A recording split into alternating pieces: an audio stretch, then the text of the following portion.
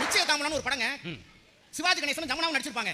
முதல் திருமண நாள் கண்ணதாசன் பாட்டு எழுதிருப்பாரு. வாங்கி கொடுக்க மனைவிக்கு வாங்கி கொடுக்க ஒண்ணுமே இருக்காது. 5 பைசா பையில பாக்கெட்ல காசு இருக்காது. போய் நிப்பாரு. அத மனைவி புரிஞ்சுக்குவா. நம்ம புருஷன் கல்யாண நாள் எதையும் வாங்கி கொடுக்கறதுக்கு காசு இல்லன்னு புரிஞ்சுக்கிட்டு மனைவி சொல்ற மாதிரி கண்ணதாசன் சொல்லுவாரு.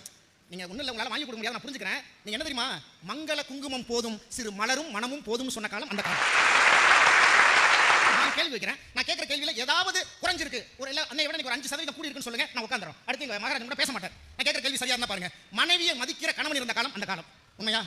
பெற்றோர்களை நேசிக்கிற பிள்ளைகள் இருந்த காலம் அந்த காலம். தாத்தா பாட்டியில் மடியில் உட்கார்ந்து விளையாண்ட குழந்தைகள் இருந்தது அந்த காலம். புருஷன் பொண்டாட்டிக்கு சண்டை வந்தா எந்த ஈகோவும் பார்க்காம உரிமை எடுத்துக்கொண்டு 2 பேருக்கும் சமாதானம் செய்து வைத்த சகோதர சகோதரிகள் இருந்தது அந்த காலம். இன்னைக்கு கொஞ்சம் பேருக்கு இல்லையா? எங்க தாத்தா வந்து ஒரு அலையிலே ஒரே உடம்பை கீட்ட உஷ்ணமா இருக்கும்டா, ஒரு சொட்டு விளக்கெண்ணெய் உச்சந்தலையில் வச்சுட்டு தூங்கு, அவ்வளவு குளிர்ச்சி அப்படின்னார்.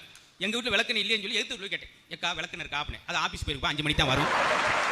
எக்கா நான் உண்மையான விளக்கெண்ணெய், அது நான் பேப்பர் படிச்சுட்டு இருப்பேன். அவங்க மாமனார் நான் கூட்டு குடும்பம் விளக்கெண்ணெய் குடும்பம் வாழ்ந்துட்டு அதுக்கேற்ற மாதிரி அவங்க மாமனார் வழி கொடுக்குறாரு.